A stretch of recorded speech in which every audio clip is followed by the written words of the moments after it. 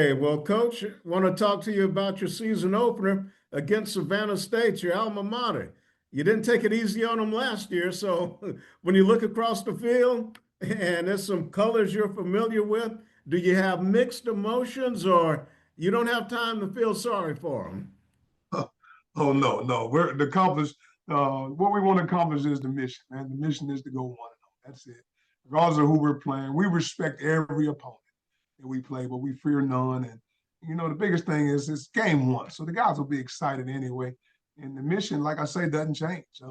Regardless of who we're playing, whether it's Savannah State or University of Michigan, we want to try to find a way to go 1-0. So it's pretty exciting. There'll be a lot of Bulldogs will be in attendance, but it'll also be a lot of Tigers. With me going to school there, and then obviously being the opener, it'll be a lot of more garden and blue than it will be orange and blue, but it'll be definitely some Savannah State Tigers in the building. I asked some of the players when I was down there Saturday.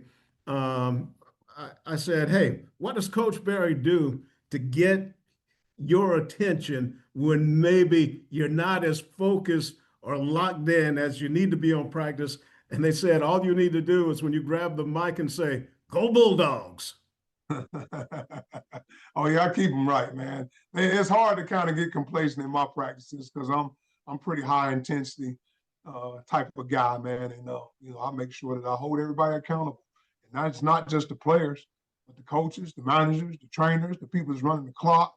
Everybody. It's a standard on how we do things on and off the field. So everybody understands. So everybody is moving around with urgency, and they know that how we do things, how you do anything, is how you do everything.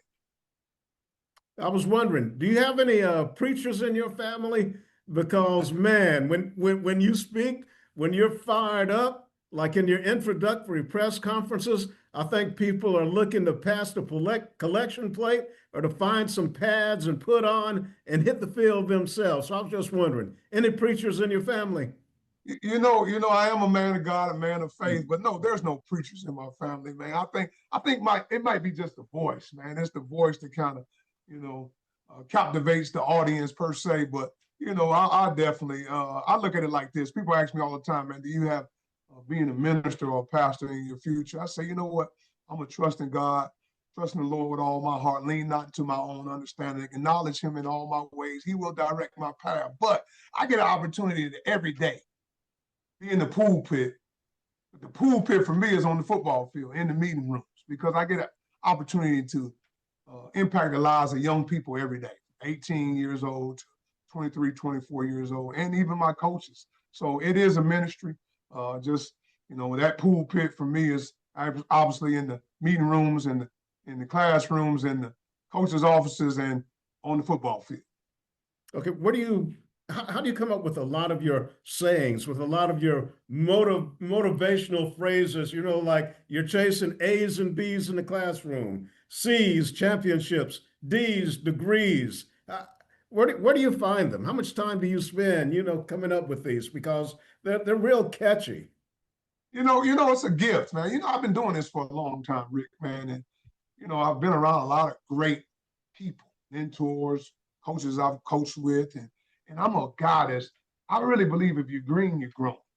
I'm the guy that's never feel like I've got all the answers. So I'm always researching, I'm always reading, I'm always listening to podcasts, I'm listening to different people and putting my own little spin on it. So, the A's, B's, C's, and D's is pretty catchy, man. So, you chase A's and B's in the classroom, non-negotiable, as we shown we've done over the last few years and really winning in the classroom. The C's are championships. We chase it. Every chance we get, we chase championships and we chase degrees. So if you can put all that together, man, you feel like that's kind of the secret sauce to how we have success. We have success on the field and we have success in the classroom as well. So what's the last book you've read? Chop wood, carry water. That's a book by Joshua Metcalf. Basically talks about surrendering the outcome and falling in love with the process. We read that book every year as a football team. We've been reading that book since I was an assistant when I was the offensive coordinator at Southern University in Baton Rouge. We started reading it there. And then when I became a head coach at Benedict, we read the book as a team, and we've been reading it here. So every time we read that book, I learn a little bit more about myself, about the team, And it was kind of funny this year. We were in training camp, and I saw a clip on Twitter where the head coach for the Philadelphia Eagles, he actually had it reading to their team during training camp. So it's a great book. I encourage all people that want to be motivated to just fall in love with the process to read that book. But again, the book I've read is Chop Wood, Carry On. What was your biggest concern about this team going into your preseason practice? Well, so many unknowns, man. When you look at our team, you're talking about the unknowns of, the players, so many newcomers.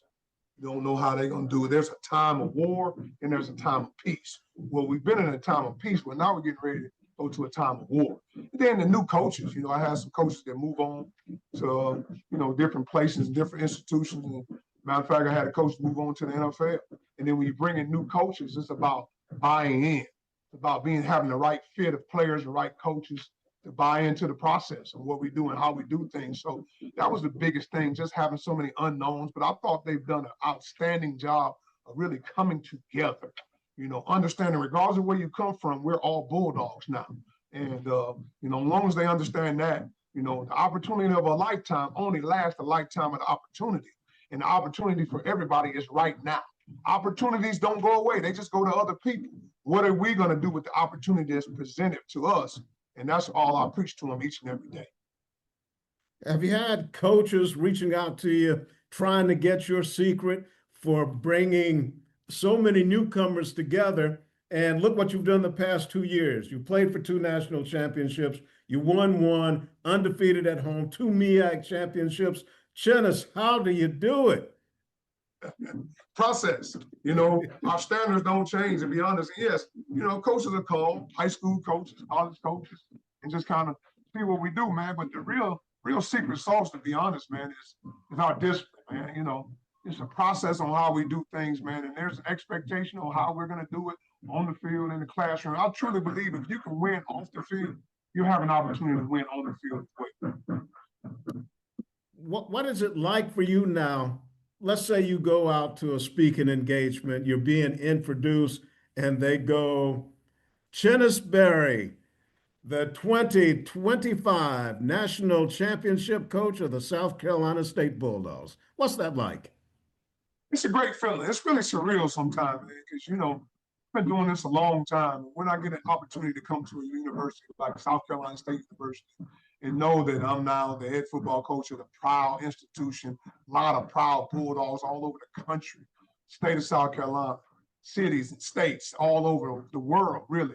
And know that I have the opportunity to lead our young men, our Bulldog football team on the field each and every Saturday is a beautiful thing. I've really enjoyed my time here in Orangeburg. The community has been outstanding. I mean, this community of Orangeburg really has embraced me and my family, man. State of South Carolina, wherever we go, there's love everywhere.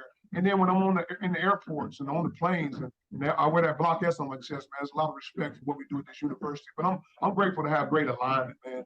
I think the alignment starts with the administration, with our President Conyers, who does an outstanding job of moving the needle at this university. And then, obviously going down 2 doors down the hall, man, I got Oliver Buddy Pugh, who sat in the seat as the head football coach for 23 years here at South Carolina State. Now he's my boss. He's the AD. He's AD Pugh now. So to be able to have that, resource to be able to go down the hall and bounce things and ideas, amongst him, that's awesome to have as well. So I'm just blessed, man, to be honest, man. But when I hear that, it's surreal, man, and it resonates in my ears. But again, it's a new team. It's a new season.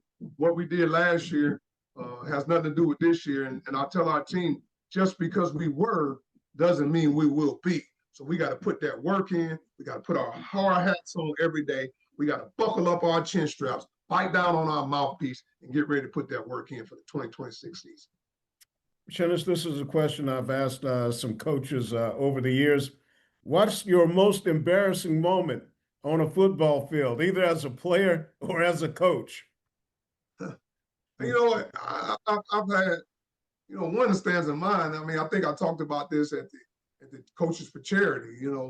I remember as a freshman, I came in as a freshman at Savannah State, and we were playing Georgia Southern University, and they were a really good football team. That was, I think, around the years of maybe, I think Irk Russell had just retired, and I think Tim Stowers maybe been the head coach, and I was on punt team, just trying to find a way to get on the field as a freshman. And I think we were punting from the -35. So I kicked back to do my little punt protection technique, and I tried to release to go cover the punt. And when I looked up and the whistle blew and the play was over, I was still on that same 35-yard line. They double teamed me and twisted my helmet around and things of that nature. And that was my welcome to college football. So I remember that. I remember that wholeheartedly. And that was an embarrassing moment. And I promised that would never, ever happen again. Oh man, that's a good one. Hey, if you could have been a superstar in another sport other than football, what would you have chosen? Oh, wow. That's easy right there, Rick. That's basketball. I am a basketball fan. And I actually grew up playing basketball. Matter of fact, I played organized basketball before I played football. And, growing up in the neighborhood I grew up in the inner city of Cleveland, Ohio, one thing that my mother knew that if she sent me, with a basketball in my hand to the local playgrounds, back then we played outside, and she knew that I was safe because I was doing something that I loved, and I could walk up and down the streets, dribble the basketball, and just practice my craft. Man, I always had visions of being a great basketball player, but those days stopped after high school. I share the story all the time. I really actually got my football scholarship off of playing basketball. So, little short story. I'll make it as short as I can. But my senior year in high school, I ended up moving from Cleveland, Ohio, and I ended up going to high school in metropolitan Atlanta, Georgia, out in the outskirts, out in the Decatur Stone Mountain area. And I went to a high school called Redan High School. And my senior year in high school, we weren't very good in football. Matter of fact, we couldn't win the coin toss, man. We were bad. I think we went 1-9 my senior year. So, of course, when football's over, you transition into basketball. So I moved into basketball season, and I played like the 3. So I was the small 4. But those days were the times where, sometimes the 3 brought the ball up. Like Scottie Pippen for the Bulls was like the point forward. Even though he was the 3, he would bring the ball up sometime to free up Jordan and Steve Kerr and all those guys. So, I would do that at times. But we went down to a basketball tournament in Savannah, Georgia, which is about 4 hours away from Atlanta. And we played at a Christmas tournament at Windsor Forest High School. And during the tournament, I had a pretty good tournament. And I noticed it was a guy in the stands with like white hair. He was always at every game, and he was just watching. And after the last game, when we won the tournament, actually, he walked up to me afterwards. He said, "Hey, my name is Bill Davis. I'm the head football coach at Savannah State College at the time." And he asked me, "Hey, man, do you play football?" And because I was a pretty big guy. I was about 6'3", 235, 240 pounds. And I said, "Actually, I do. I play football, play tight end and defensive end at the time." And he said, "Well, listen, man, I love the way you move around. I love your athleticism. We want to offer you a full scholarship to Savannah State College." And literally, I got my football scholarship off of playing basketball. So I'm a basketball guy. I love basketball. I still love basketball. I love going to games. So if I can choose any sport back in the day, it would have been basketball, and I would have been a super, super, super guy in that sport. How long did it take you to say yes to that scholarship offer? Oh man, hey, listen, I went home, told my parents, and they said, "Well, you better accept that offer," because that was the only offer I had. So it was real quick. I accepted the offer real quick. So it's funny, it's so full circle, Rick, that Coach Davis, of course, I didn't know at the time, he was just the head football coach here at South Carolina State a couple of years prior to that. And he took the job at Savannah State in 1986. That's when he brought Shannon Sharp and all those guys in. And they had a great run there. And then I came in 1991. So he was my head coach there in 1991 season and 1992 season. And after that 92 season, we were a playoff team, and he left to take the head football coaching job at Tennessee State. Okay, now, Chennis, what is your superpower? What is my superpower? Wow. Oh, man, if I can choose a superpower, what is my superpower? Give me some options, man. Help me out a little bit. Okay, well, I'll tell you. Well, my superpower is my memory. I have a fantastic memory. So I use that to help me out sometimes, especially maybe when I'm having a disagreement with my wife. Well, that helps. I'm sure that Oh helps. yeah. Because that's definitely not my superpower. Because I'll forget some things, but I would have to say my passion, man. I'm pretty enthusiastic and very passionate about everything I do. So I would have to say if I had a superhero, the passion that I have and the energy is pretty much second to none. Yeah, I agree with that because you always have the passion, you always have the energy. So, how much do you look forward to your season opening games? And do you still get nervous before that first game? You know what? I don't get nervous, to be honest. Man, I've been doing it so long. It's kind of I'm just a process oriented guy. So I believe in being prepared. I truly believe the separation is in the preparation. And when you're prepared, things come naturally to you. I'm a praying man. So I'm the kind of guy before a game or anytime I'm going into a speaking engagement or, when I'm going to be around a lot of people and in front of a large crowds, I'm a praying man. So I ask God to lead me, guide me, and direct me and have it his way. Have my tongue, have my energy, have the words that come out of my mouth. Give it to him. And if I give it to the Lord and Savior, I trust and believe that everything's going to be all right. So when you put it in God's hands and take it out of my hands, then things typically work out in my favor. So, that's probably why I don't get nervous now, Rick, to be honest. I'm a praying man and I just ask God to have it his way. However way he wants it to be, I just trust that he's going to lead me, guide me, and direct me on however he sees fit that I handle whatever situation that may come up. Yeah, I can relate to that because I remember the first time I was on television back in 1981, and I did a pretty good job, and people were asking me, "Were you nervous?" I said, "No, why should I be nervous? Because this is my dream. This is what I want to do." And so, Mm-hmm. never get nervous. Sometimes I may get apprehensive, like, I don't know if this is going to work out, but more often than not, it does. But Chennis, this has been great. And now next, yeah, I'm going to get you in here in the studio. Okay. Okay. Hey, Okay. man. Listen, man, you're one of my favorite guys, man. I've really been following you since I moved into the Columbia area back in 2020, man. And I really respect what you do, appreciate what you do. I love your consistency, and I love to support people that support me as well. So I'm grateful to have you and what you do in this community. And thank you for all that you do. Well, I appreciate it and I enjoy covering you. And I tell folks, I consider myself an honorary Bulldog.